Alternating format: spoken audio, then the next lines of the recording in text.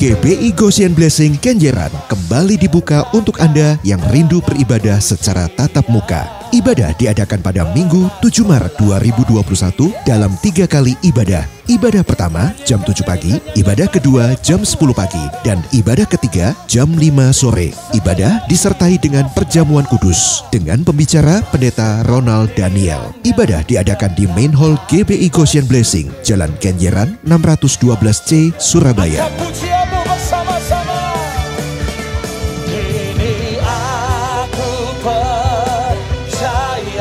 Ibadah tatap muka ini dilakukan dengan protokol kesehatan. Info selanjutnya, follow Instagram @GoshenBlessing atau telepon di 031 382 3178 031 382 3178.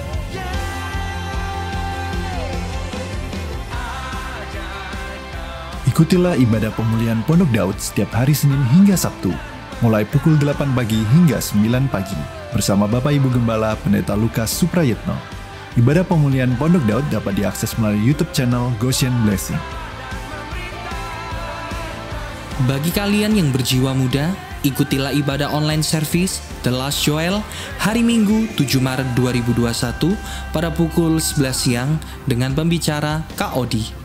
Dapat diakses di YouTube channel The Last Joel. The Arrow Generation Zoom Meeting Minggu 7 Maret 2021 pukul 9 pagi dengan pembicara Kak Tabita. Untuk meeting code dan password, kalian dapat DM di Instagram TAG atau menghubungi kakak-kakak mentor.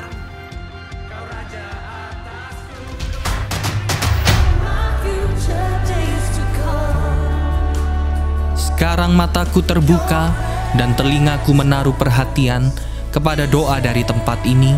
Sekarang telah kupilih dan kukuduskan rumah ini, supaya namaku tinggal di situ untuk selama-lamanya. Maka mataku dan hatiku akan ada di situ sepanjang masa.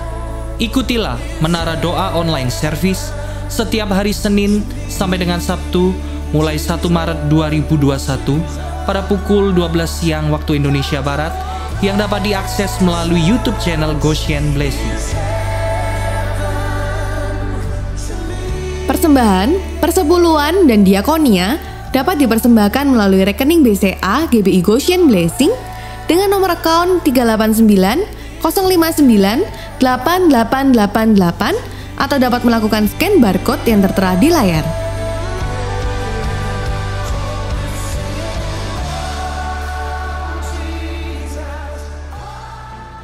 Mazmur 91.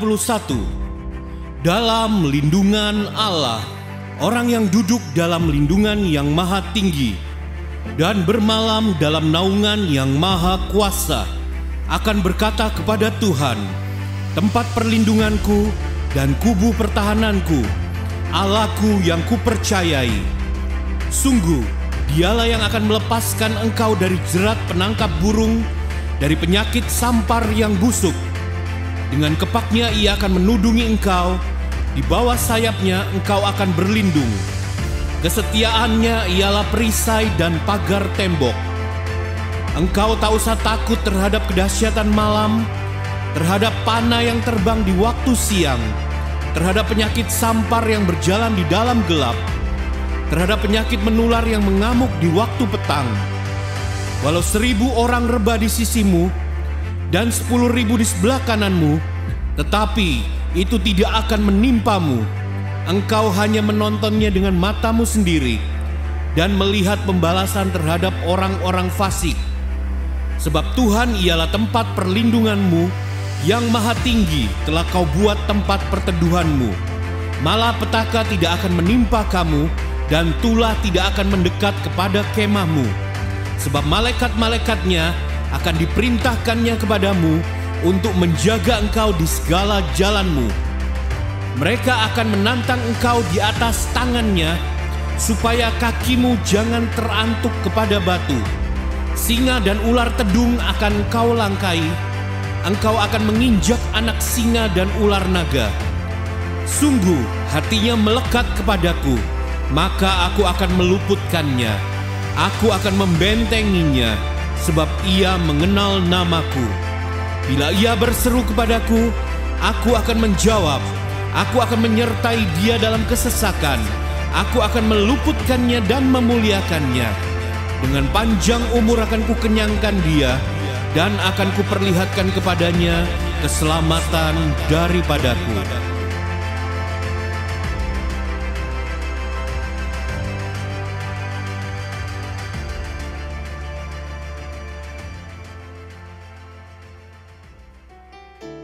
Puji nama Tuhan. Kita bersyukur saat ini kita boleh ada. Itu semua karena anugerah Tuhan. Saya menyapa Bapak Ibu Saudara yang di rumah, dimanapun Bapak Ibu Saudara beribadah saat ini, percayalah, di saat kita menyembah Tuhan, di situ kuasa Tuhan bekerja. Mari buka hati Bapak Ibu Saudara. Terima kasih Yesus. Mari datang dengan kerinduanmu, datang dengan rasa hausmu akan Tuhan. Saya percaya bahwa hadirat Tuhan tidak pernah dibatasi ruang dan waktu.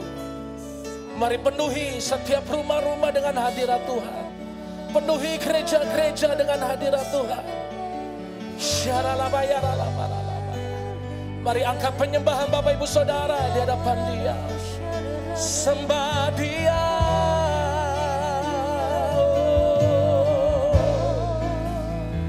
Kami menyembah-Mu Tuhan.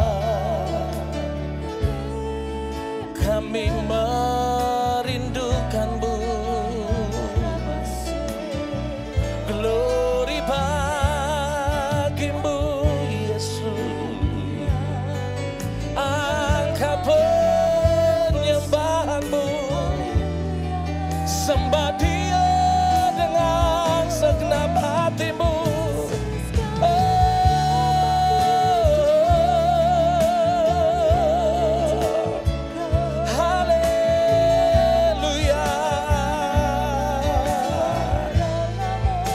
Mari setiap kita datang menyembah Dia, saudara.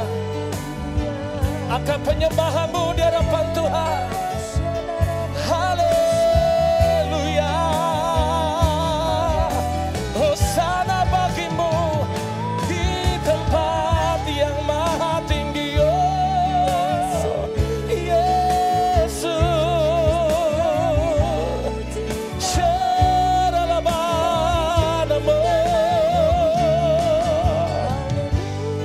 Buka hati Bapak Ibu Saudara. Datang dengan kerinduanmu di hadapan Tuhan.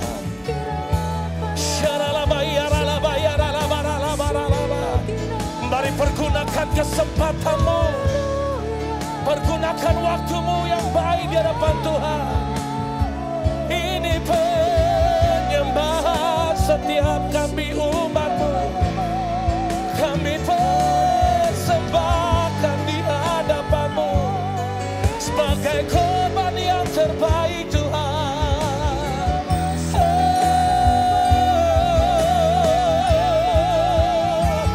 We worship You Lord. Yes. Sembah Dia dengan sungguh-sungguh Bapak Ibu Saudara. Haleluya. Biarlah di tahun 2021 ini kita boleh semakin melekat dengan Tuhan. Kita boleh semakin berharap hanya kepada Tuhan. Semakin mendekat di hadapan Dia.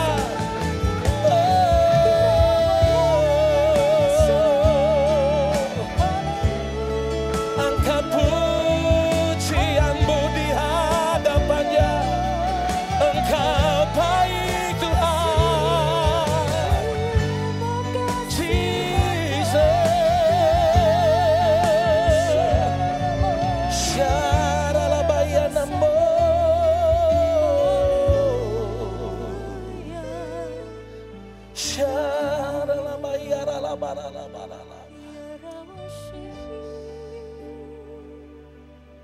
Nantikan Tuhan, saudara. Rindukan Dia. Yes, Lord. Hati kami benar-benar haus akan Tuhan.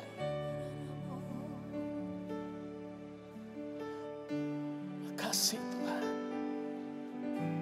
Seperti hiru sarindu, sungai-Mu jiwaku rindu Engkau. Kaulah Tuhan hasrat hatiku, ku rindu menyembahmu.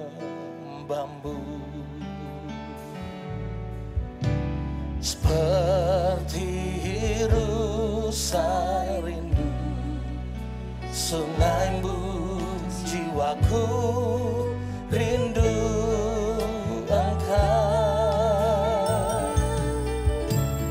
Kaulah Tuhan hasrat hatiku, ku rindu menyembahmu.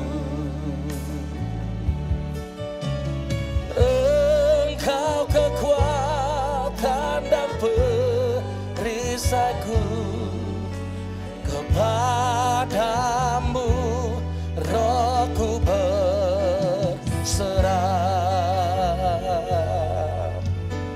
Kaulah Tuhan hasrat hatiku, ku rindu menyembahmu.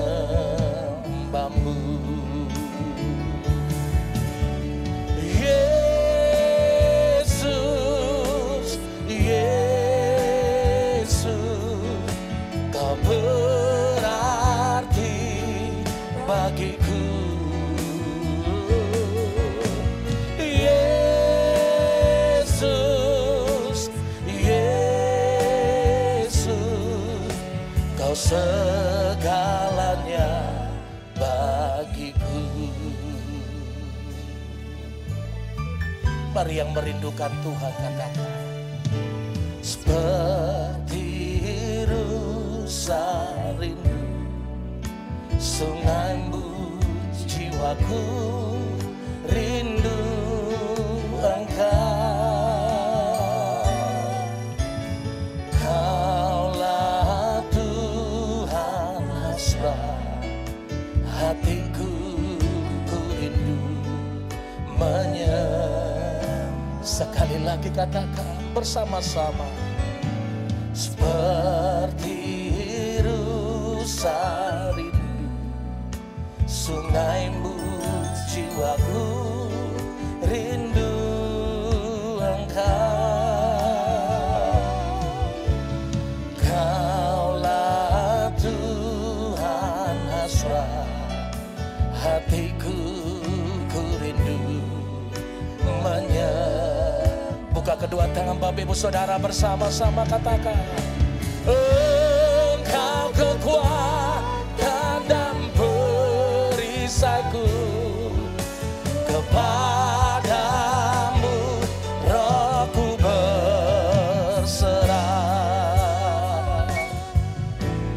Kaulah Tuhan hasrat hatiku, ku rindu menyembahmu. Mari panggil Dia, Yesus, Yesus, Yesus, Kau berarti bagiku. Yesus, Yesus, Kau segalanya. Lebih lagi, oh Yesus, Yesus, Kau berarti bagiku. Engkau sangat berarti buat kami Tuhan. Engkau segalanya buat kami. Kau segalanya. Mari umat Tuhan panggil namanya. Yesus, Yesus, Kau berarti bagiku.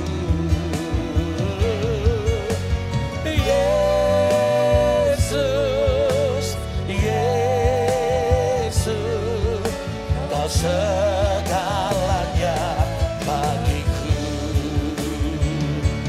Buka kedua tangan Bapak Ibu Saudara di hadapan Tuhan. Yesus, Yesus, Kau berarti bagiku. Oh Yesus, Yesus, Kau segalanya. Angkat pujianmu, katakan Yesus, Yesus, Kau berarti bagiku. Yesus, Yesus, Kau segalanya bagiku.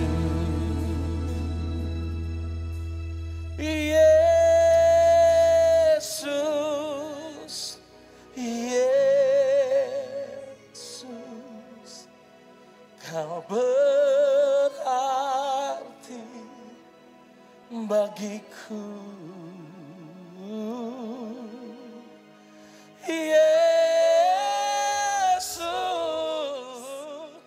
Yesus, Kau segalanya bagiku. Jemaat Tuhan, katakan Yesus, Yesus. Hadirat-Mu mengalir Tuhan. Jamahan-Mu turun atas kami. Kau sangat berarti buat kami Tuhan. Wow. Yesus, Kau segalanya bagiku. Kau segalanya bagiku. Kau segalanya bagiku.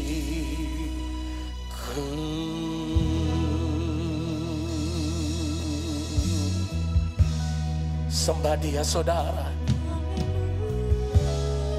Masing-masing sembah Tuhan.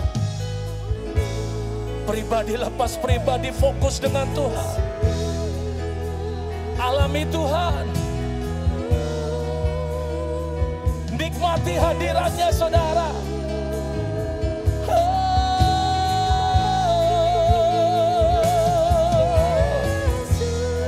Kami panggil nama-Mu Tuhan. Kami berseru di hadapan-Mu. Yesus, Yesus, nama yang berkuasa, nama yang ajaib Tuhan. Tiada nama yang lain, hanya nama Yesus.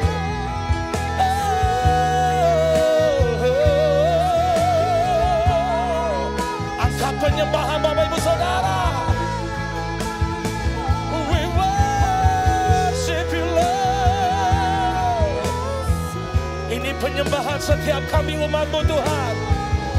Kami persembahkan yang terbaik, yang termanis, hanya bagi-Mu Tuhan. We worship You Lord. Syaralaba, nabaralaba, yaralaba, yaralaba. Syaralaba, yaralaba, yaralaba, yaralaba, yaralaba, yaralaba. Saya percaya hadirat Tuhan, kuasanya mengalir saat ini saudara. Mari datang dengan sungguh-sungguh di hadapan Dia. Datang dengan percaya kepada-Nya. Datang dengan rasa rindumu kepada-Nya. Oh, yes.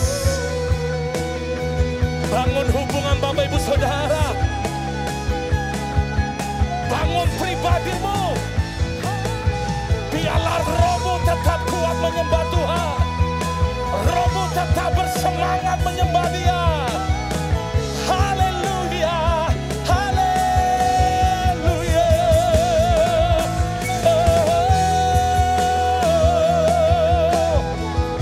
Bebaskan rohmu saat ini.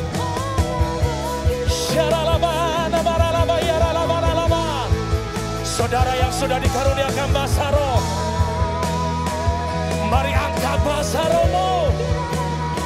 Lebih kuat lagi menyembah Tuhan. Wow.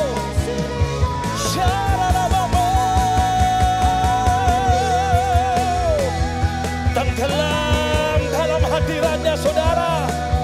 Alami perjumpaan pribadi lepas pribadi dengan Tuhan. Saya percaya kuasa yang tidak lazim boleh terjadi. Berkat yang supranatural dicurahkan atas kita.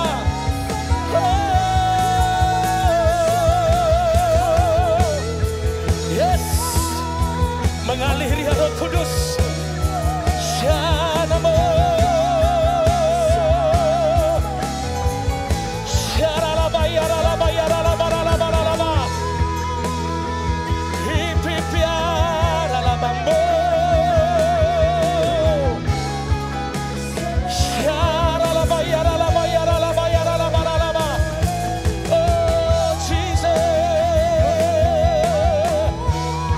Padamkan rohnya saudara. Mari sungguh-sungguh di hadapan Tuhan.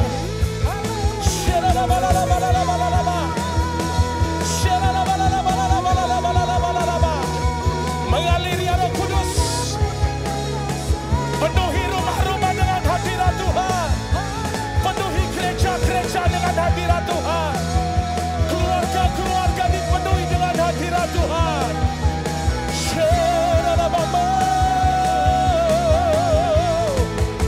Haleluya, haleluya, haleluya. Shalalabalaba.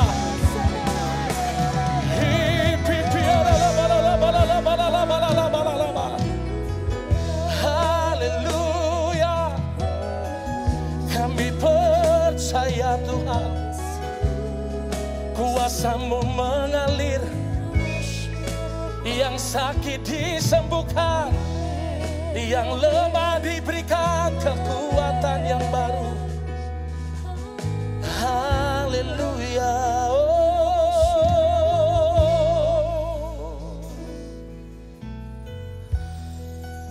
Bebaskan rohmu.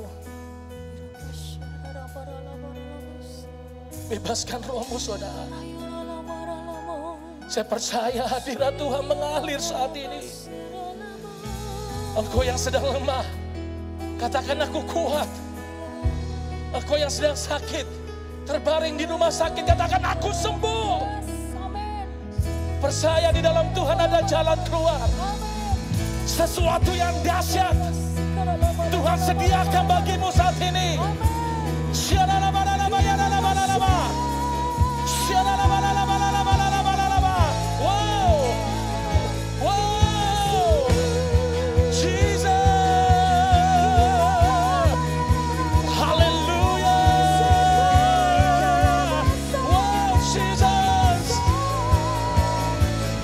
Kami tak mampu tanpa Engkau Tuhan. Kami minta urapan-Mu mengalir saat ini. Agar setiap umat-Mu yang beribadah saat ini Tuhan mengalami pelepasan, mengalami kelegaan.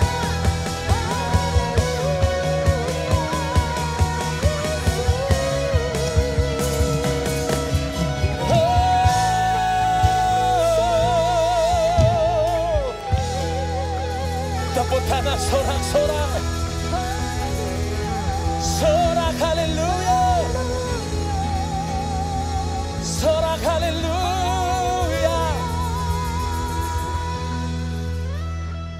Syaralabayaralabalalabalala. Syaralabalalabalalabalala. Syaralabayaralabalala. Kami rindu menikmati-Mu lebih lagi. Engkau melihat setiap kami Tuhan. Kami yang datang dengan rasa cinta kami. Kami yang datang dengan rasa rindu kami Tuhan. Kami percaya saat ini kami boleh mengalami perjumpaan denganmu. Wow, Jesus. We love you, Lord. We love you, Lord Jesus. Jesus. Jesus.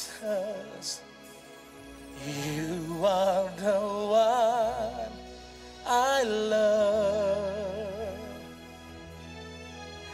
Jesus. Jesus. Forever I love you, Lord. Jesus, Jesus, you are the one I love. Jesus, Jesus, forever I love. Jesus, Jesus, come on.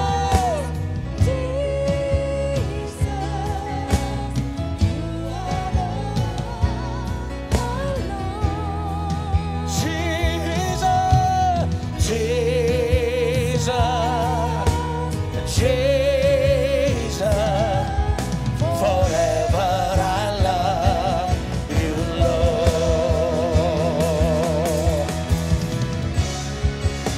Buka kedua tanganmu.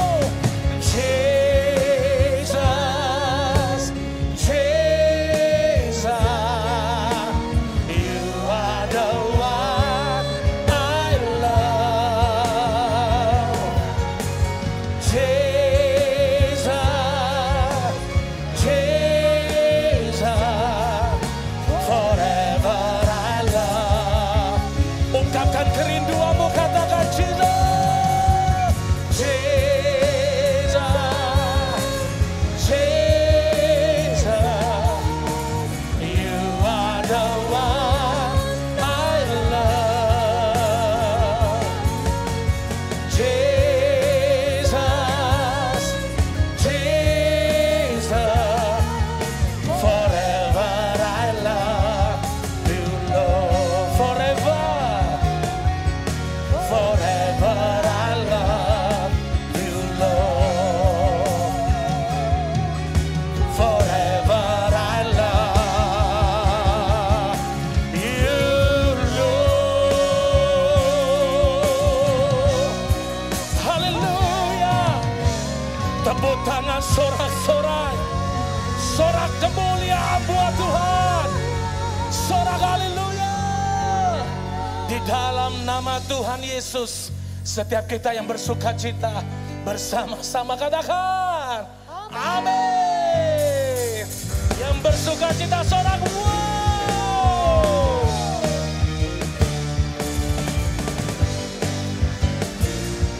Bertepuk tangan bersama-sama Bapak Ibu Saudara.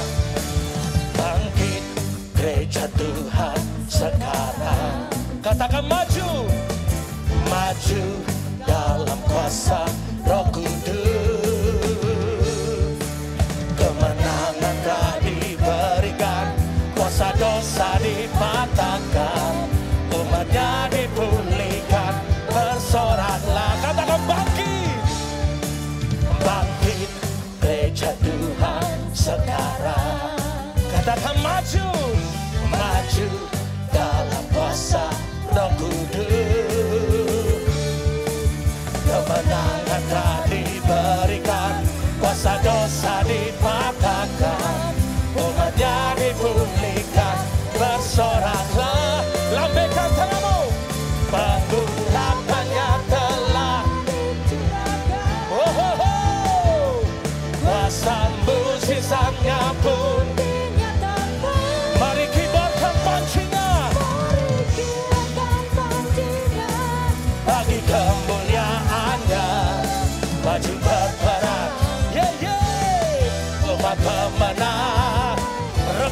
bangsa-bangsa bagimu Tuhan. Mari bertepuk tangan. Pengurapannya telah dicurahkan. Saya percaya pengurapan Tuhan turun atas setiap kita umat Tuhan yang beribadah. Mari kibarkan panjinya bagi kemuliaannya. Baju berperang, amin.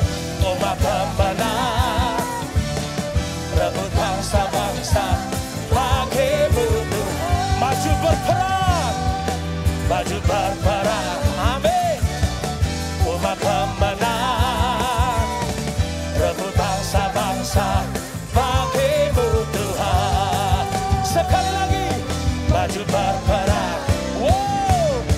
Umat pemenang, rebut bangsa, bagimu Tuhan. Haleluya, Jesus. Bertepuk tangan bersama-sama di atas kepala saudara. Haleluya, katakan.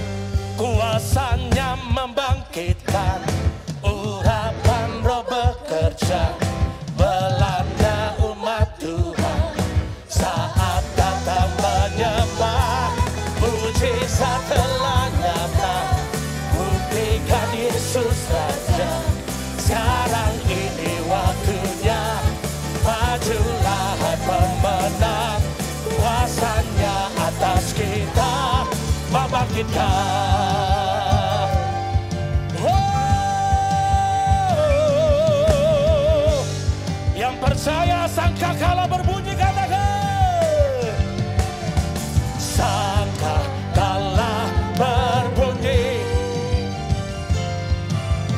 tanda panggilan kudus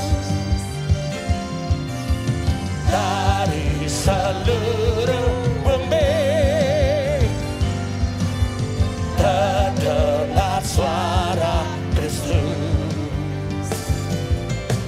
Bangkitlah hai tentara Tuhan, kenakan senjatamu. Minyak baru dicurahkan, amin. Gerejanya dipulihkan, come on. Kuasanya membangkitkan, urapan roh bekerja, melanda umat Tuhan. Saat datang menyembah, mujizat telah nyata. Buktikan Yesus Raja, sekarang ini waktunya. Majulah hai pemenang, kuasanya atas kita. Sekali lagi bersama-sama, kuasanya membangkitkan. Mari bertepuk tangan bersama-sama buat Tuhan saudara. Come on. Saat datang menyembah, mujizat telah nyata. Buktikan Yesus Raja, sekarang ini waktunya. Majulah hai pemenang, kuasanya atas kita. Membangkitkan, haleluya. Membangkitkan, membangkitkan. Sorak-sorai kemuliaan, sorak haleluya. Haleluya, haleluya. Kita bersyukur sebelum kita menerima kebenaran firman Tuhan. Kita akan mendengarkan dari divisi pengajaran GBI. Kami persilakan multimedia.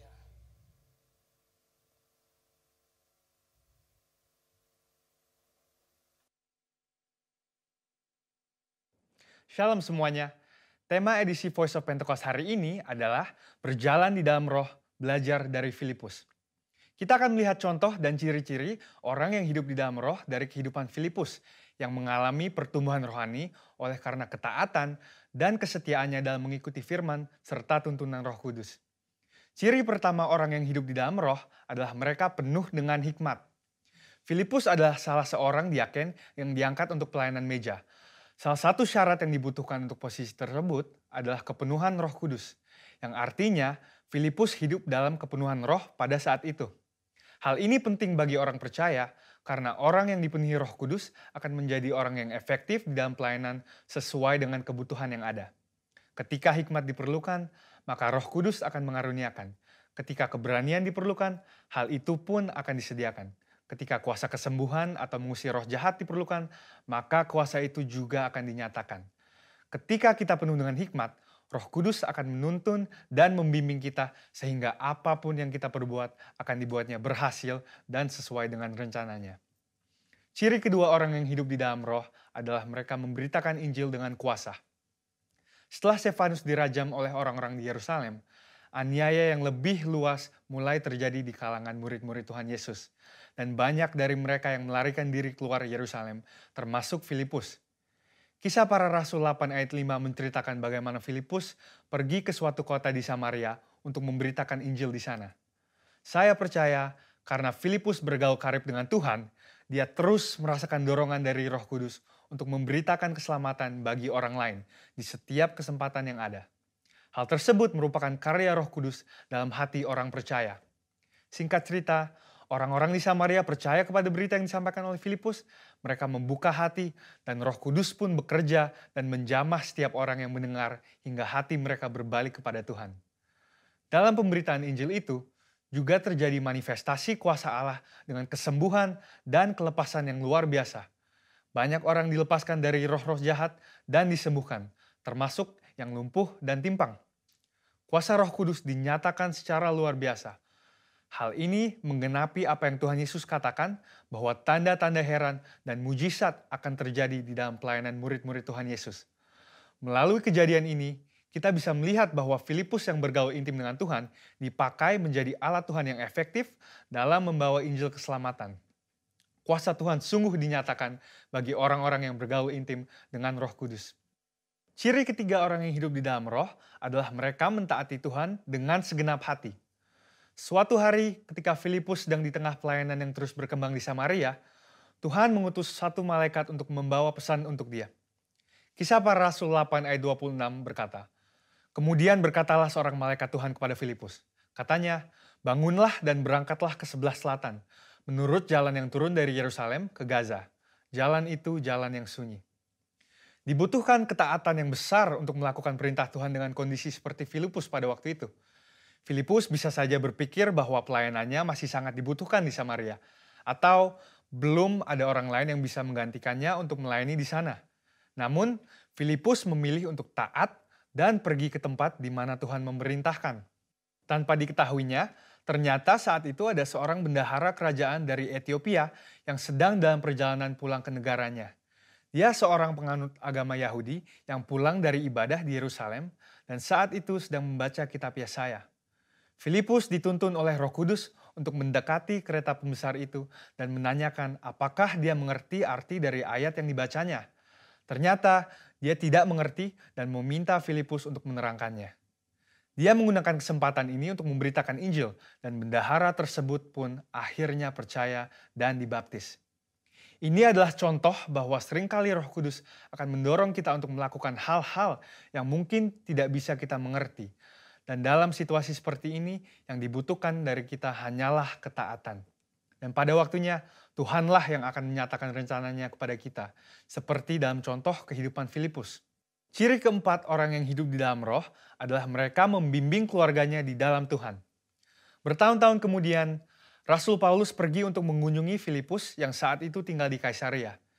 Kisah para Rasul 21 ayat 8-9 menyebutkan bahwa dia mempunyai 4 anak yang mempunyai karunia untuk bernubuat.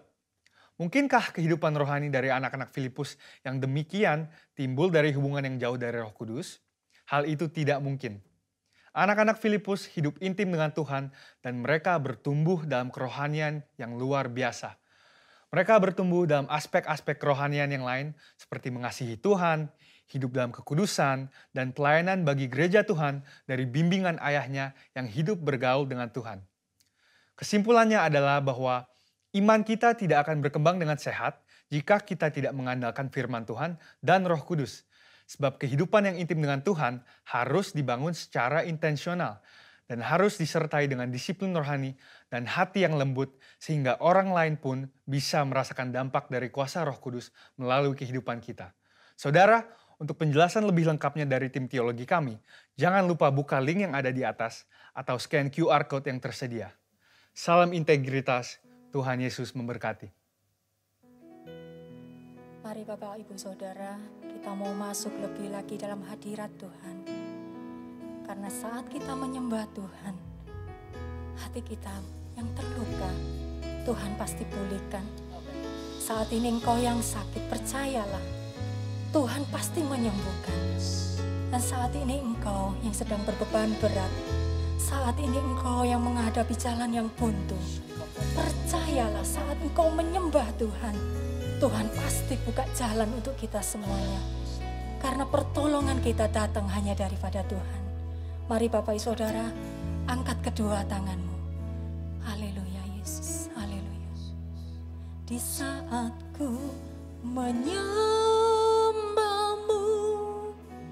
kuasa-Mu bekerja, hatiku dipulihkan, tubuhku disembuhkan, biar hadirat-Mu terus bersamaku. Ku tahu Engkau telah menyembuhkanku.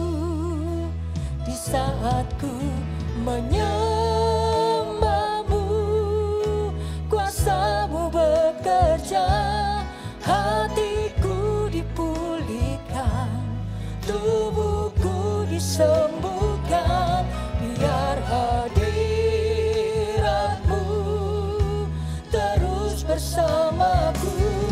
Ku tahu Engkau telah menyembuhkanku. Di saat ku menyembahmu, kuasa-Mu bekerja, hatiku dipulihkan, tubuhku disembuhkan, biar hadirat-Mu terus bersamaku. Ku tahu Engkau telah menyembuhkanku. Mari dengan yakin kita mau katakan bersama-sama. Di saat ku menyembahmu, kuasa-Mu bekerja, hatiku dipulihkan, tubuhku disembuhkan, biar hadirat-Mu terus bersamaku.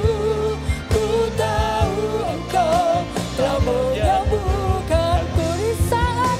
Di saat ku menyembahmu, yes. Kami percaya Tuhan, kuasa-Mu bekerja saat ini. Dimanapun saat ini kami berada, kami terima pengurapan-Mu Tuhan. Kami terima kemenangan daripada Engkau Yesus. Haleluya. Terus bersamaku. Ku tahu Engkau telah menyembuhkanku. Ku tahu Engkau, ku tahu Engkau, ku tahu Engkau Tuhan. Yes, sama. Ku tahu Engkau telah menyembuhkanku. Haleluya. Berikan sorak kemuliaan bagi Tuhan kita. Haleluya, haleluya. Kami percaya Tuhan, kami percaya. Urapan-Mu sudah turun buat setiap anak-anak Engkau Tuhan. Terima kasih Tuhan, terima kasih. Dan sebentar Tuhan, kami semua rindu Tuhan untuk mendengarkan firman Tuhan yang akan disampaikan oleh hamba-Mu. Kiranya Tuhan mengurapi hamba-Mu Tuhan. Biarlah Engkau sampaikan isi hati-Mu melalui hamba-Mu ini Tuhan. Dan setiap kami yang mendengarkan, Kau persiapkan hati kami, agar hati kami siap menerima apa yang ingin Kau sampaikan dalam hidup kami. Dan bukanlah kami hanya menjadi pendengar Tuhan, kami boleh menjadi pelaku-pelaku firman Tuhan. Karena hanya firman-Mu Tuhan, itu adalah pelita dan terang dalam hidup kami. Kami sambut Tuhan firman-Mu. Mari Bapak Ibu yang percaya, kita mau sambut di dalam nama Tuhan Yesus. Sama-sama kita katakan, amin. Bapak, kami bersyukur buat hadirat-Mu di tengah-tengah kami. Kami bersyukur buat kemurahan-Mu, penyertaan-Mu dan kesetiaan-Mu sepanjang minggu ini Tuhan. Bapak, hari ini berbicaralah buat kami. Tumpahkanlah isi hati-Mu, biarlah kami boleh belajar mengerti apa yang Tuhan mau. Berikanlah roh hikmat dan wahyu, supaya kami boleh memahami firman-Mu dengan bahasa yang kami mudah mengerti. Supaya kami bisa melakukannya dalam hidup kami. Tolong hamba-Mu Tuhan, karena sungguh tanpa Engkau hamba tidak mampu. Menyerahkan menit-menit ke depan ke dalam tangan-Mu. Demi nama Yesus kami berdoa. Amen. Salam damai sejahtera bagi kita semua. Senang sekali saya bisa kembali melayani. Hari ini saya akan menyampaikan firman Tuhan dengan tema Can People Change? Apakah orang bisa berubah? Saya mau bilang kita tidak bisa mengubah orang lain. Dalam hubungan kerap kali kita meminta pasangan kita untuk berubah. Kita meminta orang lain untuk berubah. Apakah berhasil? Ada yang berkata, saya mau jadi pacar kamu, asalkan kamu berhenti merokok. Saya mau jadian sama kamu, asalkan kamu mau ikut saya ke gereja. Kalau nanti sudah punya anak, saya percaya pasangan akan setia. Kalau sudah menikah nanti, pasangan saya pasti tidak kasar lagi. Bahkan ada yang bilang gini, saya akan setia asalkan kamu belikan saya rumah. Pertanyaannya, apakah orang bisa berubah? Pengalaman hidup saya belajar kita nggak bisa ngubah orang lain. Firman Tuhan berkata, orang bebal sulit berubah.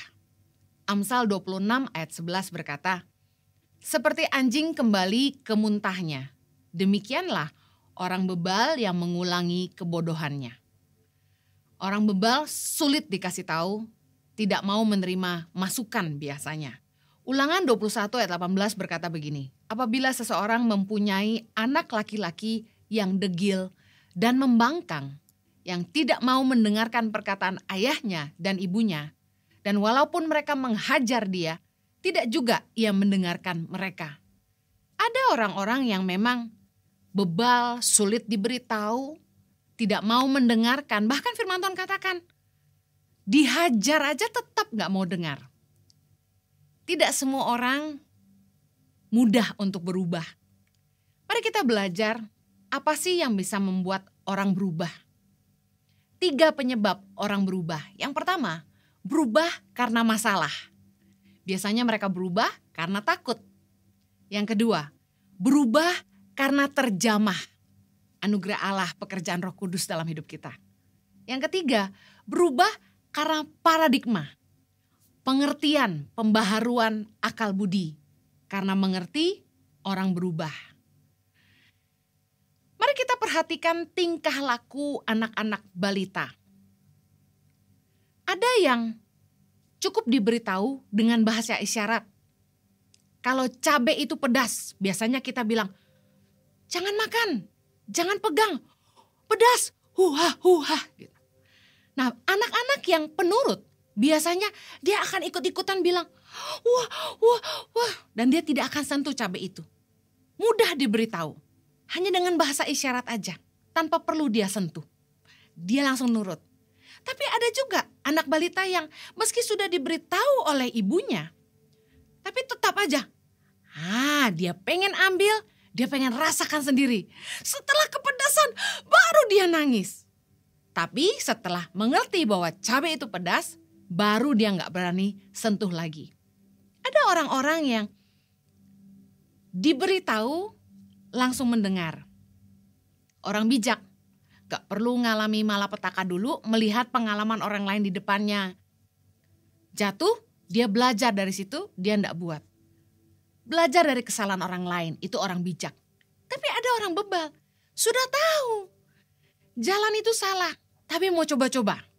Sudah dikasih tahu, gak mau dengar. Akhirnya kena masalah, baru berubah. Kita harus tahu bahwa Tuhan mau kita berubah dari cara-cara hidup kita yang lama. Efesus 4 dengan judul perikop manusia baru. Mari kita baca sama-sama ayat yang ke-17. Sebab itu kukatakan dan kutegaskan ini kepadamu di dalam Tuhan. Jangan hidup lagi sama seperti orang-orang yang tidak mengenal Allah dengan pikirannya yang sia-sia dan pengertiannya yang gelap, jauh dari hidup persekutuan dengan Allah karena kebodohan yang ada di dalam mereka dan karena kedegilan hati mereka. Perasaan mereka telah tumpul sehingga mereka menyerahkan diri kepada hawa nafsu dan mengerjakan dengan serakah segala macam kecemaran.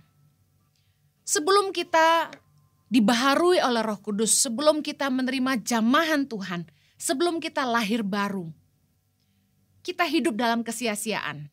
Di dalam hidup kita yang lama, kita meskipun tahu apa yang benar dan salah, tapi mata hati kita seperti dibutakan. Kita menikmati kenyamanan hidup dalam dosa.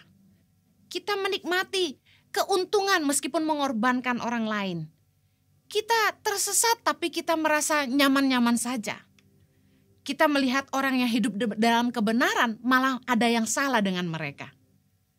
Tapi saya mau bilang begini, Tuhan mau kita berubah. Ada orang-orang yang berubah karena masalah. Tuhan itu seringkali mengizinkan di dalam penghidupan kita mengalami masalah-masalah, persoalan, pergumulan. Sebenarnya tujuannya supaya kita kembali ke jalan yang benar.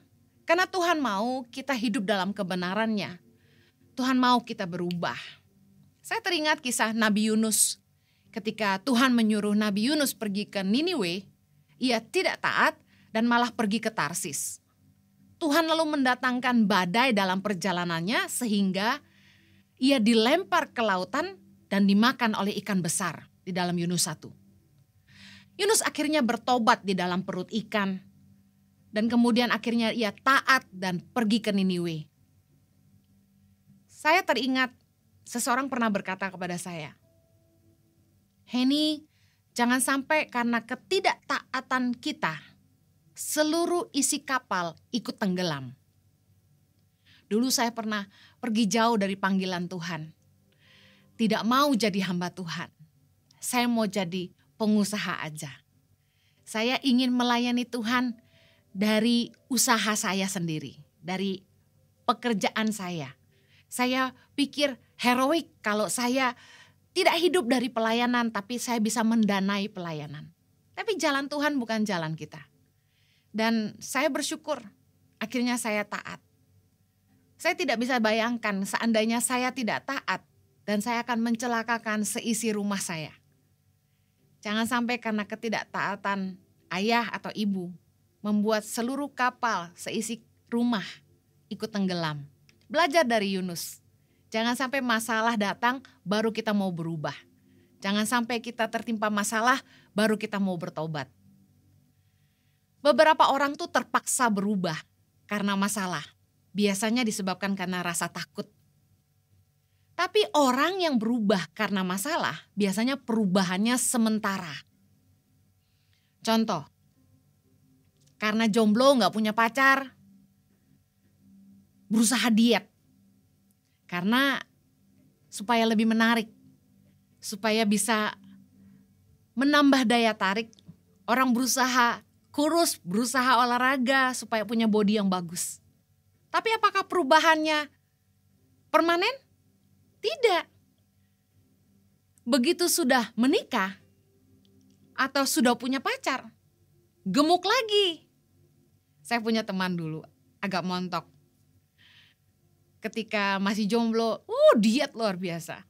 Tapi setelah punya pacar, balik lagi. Berubah karena masalah itu sementara. Ada orang yang tadinya makan sembarangan. Agak rakus, gak jaga kolesterol, gak jaga makanannya sembarangan. Tapi kena serangan jantung satu kali, langsung takut. Mulai jaga makan. Saking kepingin makan gorengan, ambil tisu, digencet-gencet tempenya, tahu gorengnya supaya minyaknya keluar semua. Biasanya orang kalau udah kena musibah baru berubah. Tapi perubahan itu gak permanen biasanya. Pasti masih curi-curi makan juga. Setelah dipenjara, apa orang berhenti berbuat jahat? Apakah penjara membuat orang berhenti ngobat? Yang saya tahu karena kami juga melayani di penjara, orang yang di penjara itu biasanya keluar masuk. Nggak kapok. Makanya orang kalau berubah karena masalah itu biasanya di bibir aja.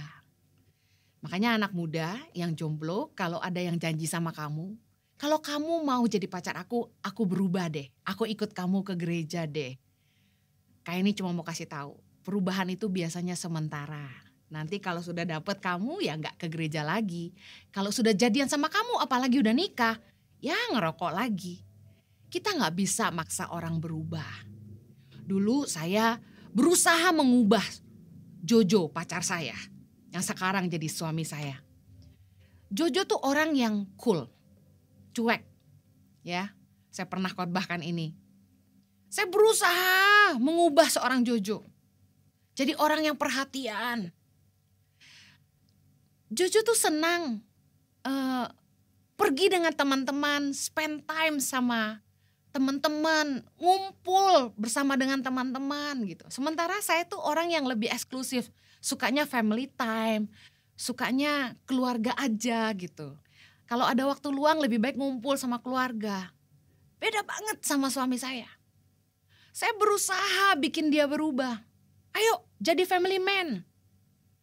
Saya mau bilang, kami sudah kenal dan sudah pacaran sampai nikah itu dari tahun 94 sampai hari ini. Seorang Jojo tetap seorang Jojo. Gak bisa diubah. Ada orang yang berubah karena masalah, contoh. Karena istrinya mengancam diceraikan. Baru suaminya mulai perhatian. Jangan sampai kita dipaksa berubah karena masalah. Poin yang kedua, alasan orang berubah karena terjamah. Berubah karena terjamah oleh Roh Kudus. Salah satu pekerjaan Roh Kudus dalam hidup kita adalah menyadarkan kita akan dosa. The one time your eyes were open and you realize you were wrong. Pernah gak saudara ngalami lahir baru? Waktu ketika Anda mengalami jamahan Tuhan pertama kali, Roh Kudus membuat kita sadar akan semua kesalahan kita, dosa-dosa kita. Hal-hal yang tidak baik yang kita lakukan. Meskipun orang lain gak tahu. Tapi hari itu dibukakan. Dan kita saat itu juga sadar akan dosa-dosa kita.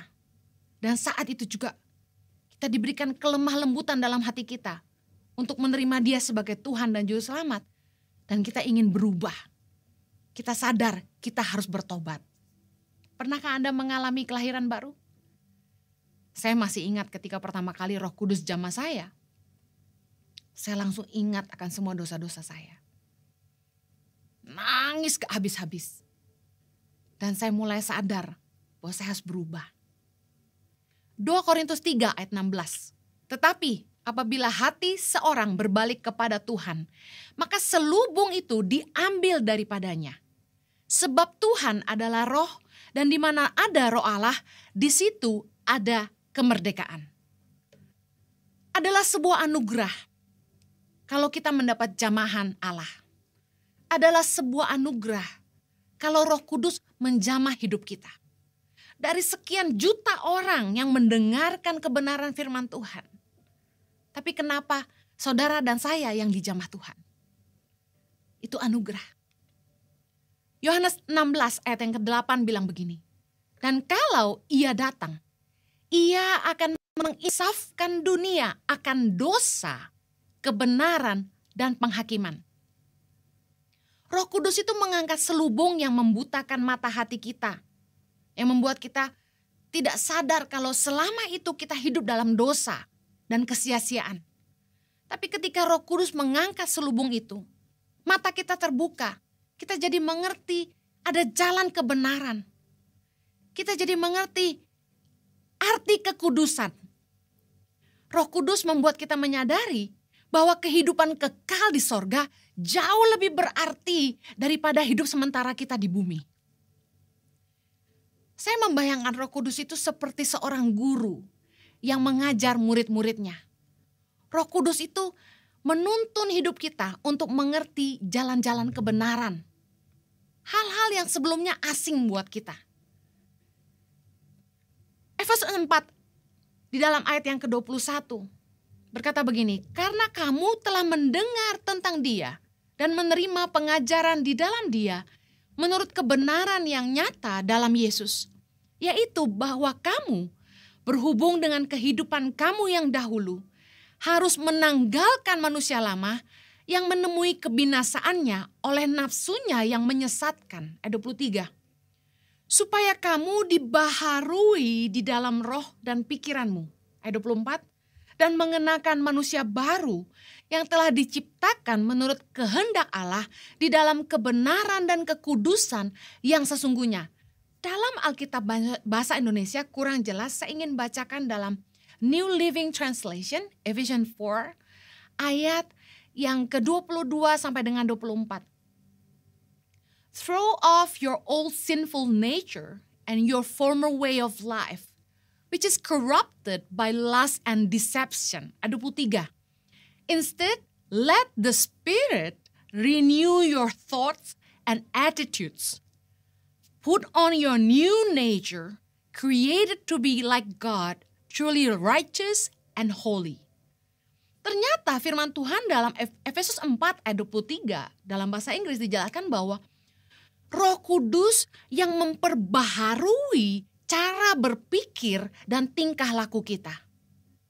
Jadi Roh Kudus ketika menjamah kita, Roh Kudus tidak hanya mengangkat selubung yang menutupi mata hati kita, tapi Roh Kudus juga memperbaharui cara berpikir kita. Roh Kudus memperbaharui akal budi kita. Dan juga Roh Kudus memperbaharui attitudes kita. Membuat kita mengerti apa yang harus kita lakukan dengan hidup kita. Merupakan pekerjaan Roh Kudus untuk menyadarkan kita akan semua dosa dan kesalahan kita. Sehingga ketika kita terjamah oleh Roh Kudus, seketika itu hidup kita berubah. Kita mulai merasakan ada kehidupan yang baru yang Tuhan sediakan di depan kita. Bahwa kita harus meninggalkan cara-cara hidup kita yang lama. Tetapi jamahan Roh Kudus tidak membuat kita kebal akan dosa. Saya akan masuk ke poin ketiga. Bahwa orang harus berubah karena paradigma. Roh Kudus yang memperbaharui akal budi kita. Tetapi bagian kitalah yang harus mengambil keputusan untuk hidup dalam ketaatan akan kebenaran dan kekudusan. Seperti yang firman Tuhan ajarkan. Tekad atau keinginan untuk berhenti berbuat dosa harus lahir dari hati kita. Roh Kudus telah mengajarkan jalan kebenaran. Kita disadarkan akan dosa-dosa kita dan Roh Kudus mengajarkan kepada kita jalan kebenaran. Hidup dalam kekudusan seperti yang Tuhan mau untuk kita. Tetapi kita harus berubah oleh pembaharuan akal budi yang artinya setelah kita mengerti, kita harus melakukannya. Kita harus menghidupinya. Kita harus mentaatinya. Merupakan tanggung jawab kita untuk menghidupi kebenaran.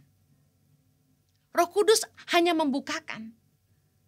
Tapi keinginan untuk taat, tekad untuk berubah harus lahir dari kerinduan hati kita. Efesus 4, sekali lagi.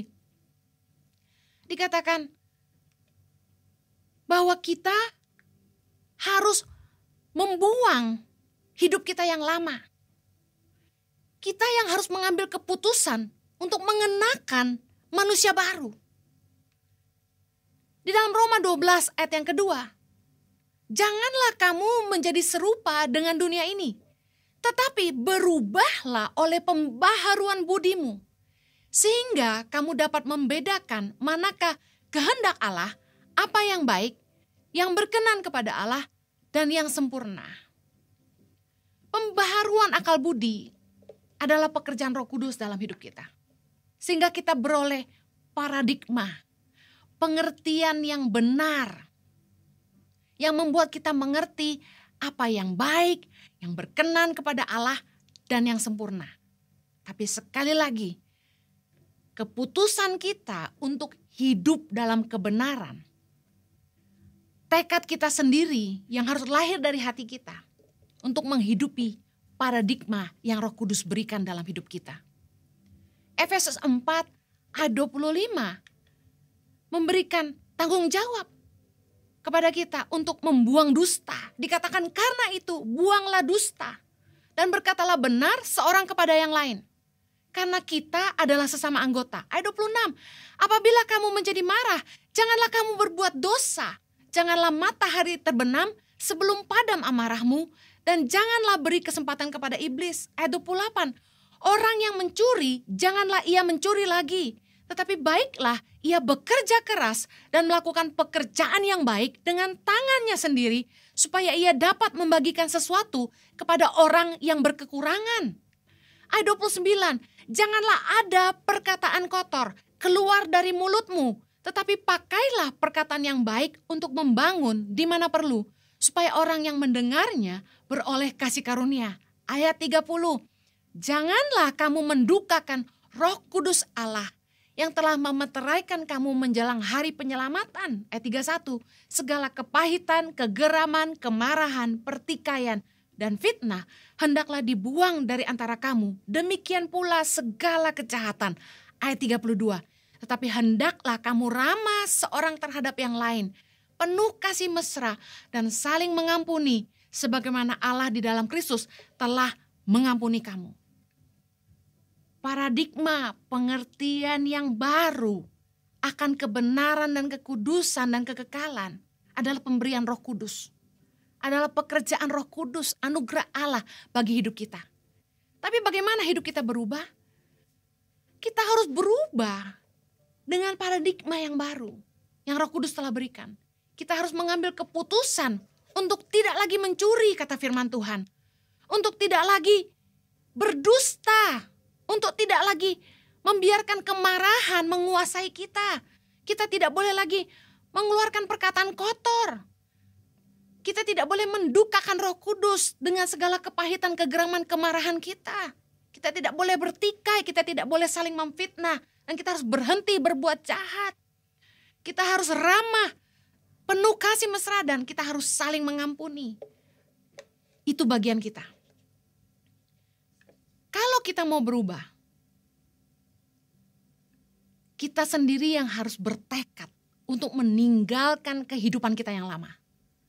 Kita yang harus mengambil keputusan untuk meninggalkan selingkuhan kita. Kita yang harus mengambil keputusan untuk berhenti malas-malasan dan mulai rajin bekerja. Kita yang harus mengambil keputusan untuk berhenti berhutang. Kita yang mulai mengambil keputusan untuk hidup kita jadi berkat bagi orang lain. Saya mau tutup dengan sharing apa yang pernah ditanyakan oleh salah satu member dari Impact Family, yaitu Cell Group Impact Community Indonesia. Dia bertanya begini, kenapa Tuhan membiarkan kita jatuh dalam dosa? Kan Tuhan tahu apa yang ada dalam hati kita. Kenapa Tuhan biarkan kita ngambil keputusan yang salah? Kenapa Tuhan biarkan kita jatuh ke dalam dosa? Saya mau jelaskan. Tuhan itu memberi manusia kehendak bebas. Tapi sebenarnya Tuhan itu berusaha menjaga kita lewat firman-Nya. Tuhan ngajarin kita jalan-jalan kebenaran lewat firman Tuhan. Dan ada Roh Kudus yang Dia berikan dalam hidup kita untuk menuntun kita, mengingatkan kita akan kebenaran firman Tuhan. Supaya kita mengambil keputusan yang benar dan hidup di dalam jalan-jalan Tuhan. Roh Kudus kerap kali pasti mengingatkan kita lewat suara hati nurani kita. Bahkan ketika waktu kita mau berbuat dosa, pasti rohnya di dalam batin itu mengingatkan kita. Tetapi apa yang terjadi? Ketika Roh Kudus mengingatkan kita, jangan mencuri, jangan selingkuh, jangan berbohong. Apakah kita berhenti berbuat dosa? 1 Timotius 1:19 berkata, beberapa orang telah menolak hati nuraninya yang murni itu. Dan karena itu kandaslah iman mereka. Justru pencobaan, ujian dalam hidup kita diizinkan Tuhan, supaya Tuhan tahu isi hati kita yang sebenarnya. Tuhan memakai ujian untuk mengetahui isi hati kita. Ulangan 8 ayat kedua. Ingatlah kepada seluruh perjalanan yang kau lakukan atas kehendak Tuhan Allahmu di padang gurun selama 40 tahun ini, dengan maksud merendahkan hatimu dan mencobai engkau untuk mengetahui apa yang ada dalam hatimu, yakni apakah engkau berpegang pada perintahnya atau tidak. Tuhan mengizinkan hidup kita diuji, pencobaan datang, supaya Tuhan dapat melihat reaksi hati kita. Saya percaya Tuhan justru ingin menguji kita, apakah kita akan mengambil keputusan yang benar dalam hidup kita ketika masalah itu datang. Apakah kita akan tetap mengucap syukur? Apakah kita akan tetap taat kepada firman Tuhan? Anak muda ini kembali bertanya kepada saya, kalau saya tahu rencana Tuhan, kalau saya tahu takdir hidup saya pasti hidup dalam ketaatan. Kenapa Tuhan gak kasih tahu aja rencana Tuhan buat saya? Saya mau ingatkan, bangsa Israel sudah diberitahu rancangan Tuhan bagi masa depan mereka, yaitu negeri yang berlimpah susu dan madu. Tapi apa mereka taat? Waktu mereka diuji di padang gurun, dalam perjalanan menuju tanah perjanjian yang Tuhan akan berikan bagi mereka. Seperti sifat manusia pada umumnya, meski telah melihat tangan Tuhan bekerja menyertai mereka, mereka telah mengalami berbagai pertolongan dan penyediaan Tuhan. Mereka tetap tidak mengucap syukur, tetap bersungut-sungut, hidup dalam penyembahan berhala, terus berbuat jahat, hidup dalam dosa percabulan, dan mereka terus menyakiti hati Tuhan. Lalu, apakah dengan hukum manusia akan taat? Ingat, Tuhan itu memperlambat perjalanan bangsa Israel di padang gurun. Mereka berputar-putar selama 40 tahun. Tapi kesetiaan Tuhan gak pernah meninggalkan mereka. Sampai akhirnya Tuhan berusaha memagari mereka untuk jangan berbuat jahat dengan memberikan 10 perintah Allah kepada Musa dalam 2 loh batu. Bahkan Musa menuliskan lagi 613 perintah dalam kitab Taurat. Tapi apakah bangsa Israel taat? Apakah bangsa Israel menjadi taat kepada kehendak Tuhan meski sudah tahu rencana Tuhan bagi mereka? Sekalipun mereka dipagari dengan 10 perintah Allah dan 613 hukum Taurat. Tidak. Bagaimana membuat manusia itu taat kepada Tuhan? Akhirnya Tuhan tahu. Yang pertama, manusia tidak bisa hidup tanpa hukum. Tanpa hukum, kita jadi liar. Manusia itu memang harus diatur.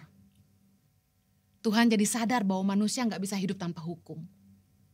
Yang kedua, meskipun sudah dipaksa dengan hukum, manusia tetap gak taat. Buktinya banyak yang melanggar hukum. Yang ketiga, meski tahu kehendak Tuhan, manusia tetap tidak taat. Akhirnya Tuhan mengerti bahwa keinginan untuk taat kepada Tuhan, hati yang mengasihi Tuhan, harus lahir dari keputusan hati kita sendiri. Manusia tuh gak bisa berubah hanya karena dipaksa.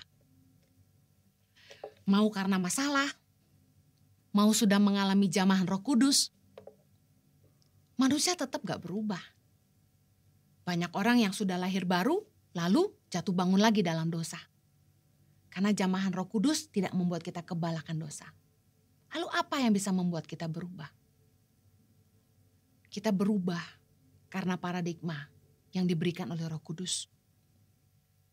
Kita harus punya tekad dari hati kita sendiri untuk hidup dalam kebenaran, hidup dalam kekudusan, hidup dalam takut akan Tuhan. Menyadari bahwa apapun yang kita tabur dalam kehidupan kita yang sementara di bumi ini akan kita tuai dalam kekekalan nanti.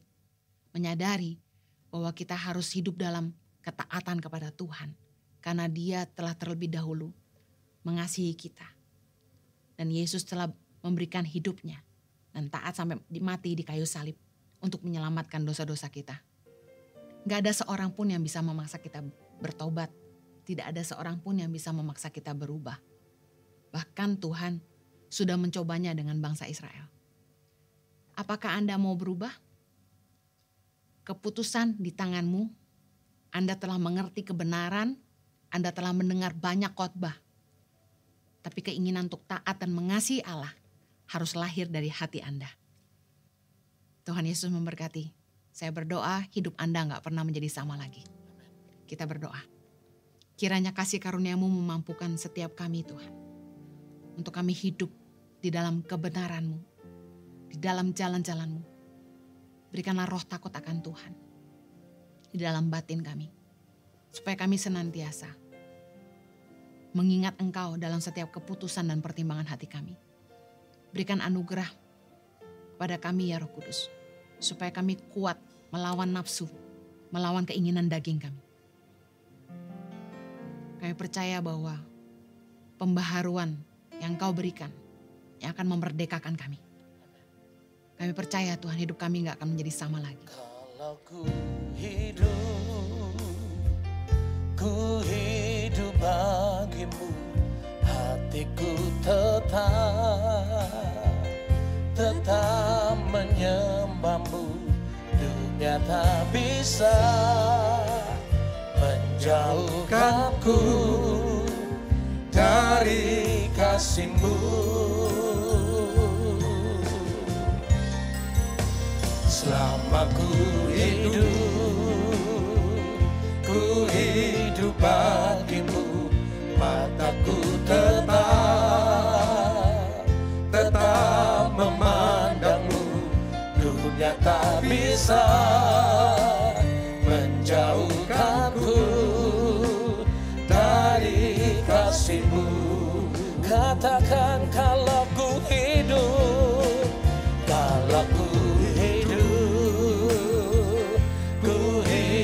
bagimu, hatiku tetap menyembahmu.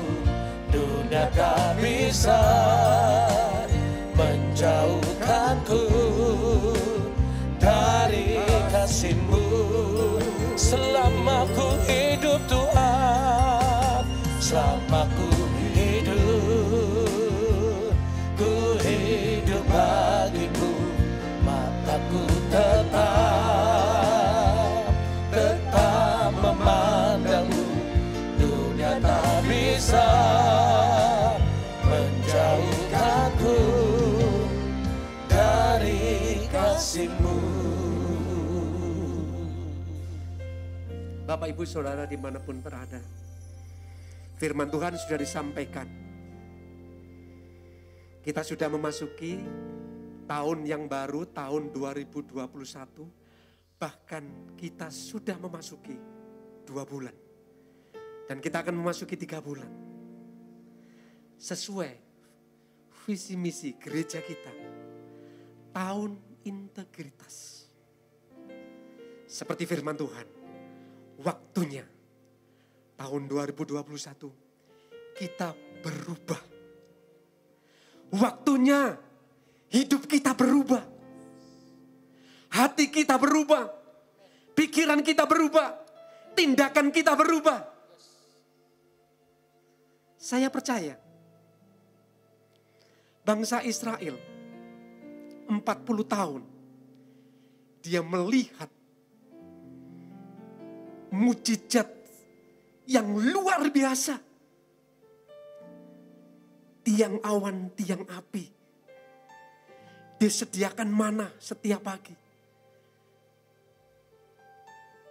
Bahkan sore disediakan burung. Bahkan disediakan segala sesuatu. Artinya setiap hari melihat mujizat. Tapi bangsa Israel selama 40 tahun tidak berubah.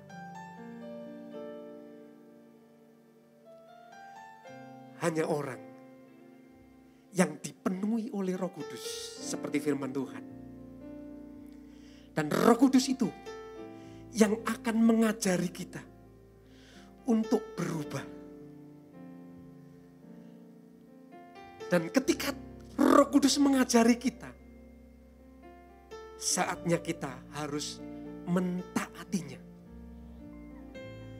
Tahun 2021, waktunya tahun perubahan. Saya percaya tidak gampang untuk merubah hidup kita sesuai seperti Kristus. Memang tidak gampang. Diperlukan jamahan Tuhan, seperti firman Tuhan. Diperlukan ketaatan. Bahkan bukan taat saja, tapi diperlukan belajar tiap hari. Dari hari ke hari, terus belajar untuk berubah.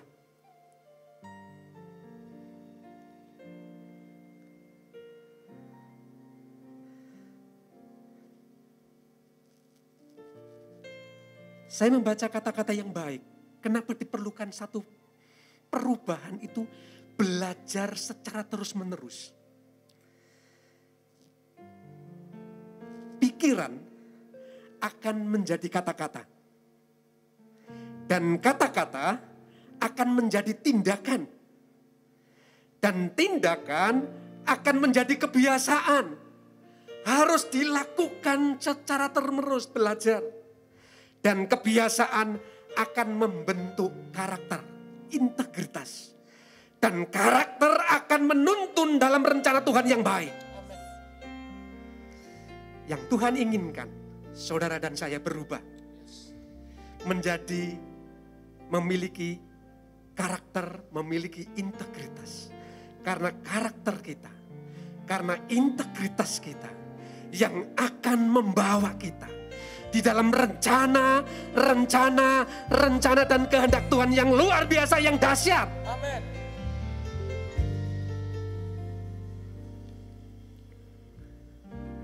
Firman Tuhan katakan di dalam Roma 12 ayat 2. Janganlah kamu menjadi serupa dengan dunia ini, tetapi berubahlah oleh pembaharuan budimu, sehingga kamu dapat membedakan manakah kehendak Allah, apa yang baik, yang berkenan kepada Allah, dan yang sempurna. Diperlukan pembaharuan budi untuk bisa mengerti rencana Allah. Setelah kita mengerti rencana Allah, kita harus mentaati apa yang menjadi rencana Allah. Dan kita harus lakukan setiap hari sesuai dengan tuntunan Roh Kudus. Saya percaya firman ini akan mengubah hidup kita. Bagaimana cara kita berpikir, bagaimana cara kita beriman kepada Tuhan, bagaimana cara kita mengerti kehendak Tuhan. Kita harus hidup di dalam Roh Kudus dan hidup di dalam firman-Nya. Kalau ku hidup bagimu, hatiku tetap menyembahmu. Dunia tak bisa menjauhkanku dari kasih-Mu. Selama ku hidup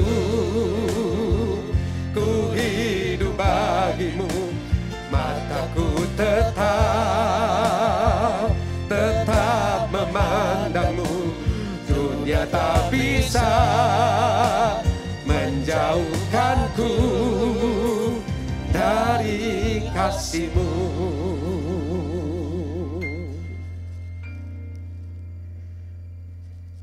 Gereja GBI Goshen Blessing akan membuka kembali ibadah secara tatap muka. Dimulai tanggal 7 Maret, jam 7 pagi, jam 10 pagi, dan jam 5 sore. Saya percaya itu atas tuntunan kehendak Tuhan. Melalui Bapak Gembala, Pendeta Lukas Suprayitno, yang memutuskan untuk membuka kembali. Saya percaya apa yang ada di hati beliau. Banyak anak-anak Tuhan saat ini bukan mengalami perubahan yang baik, justru mengalami perubahan secara menurun.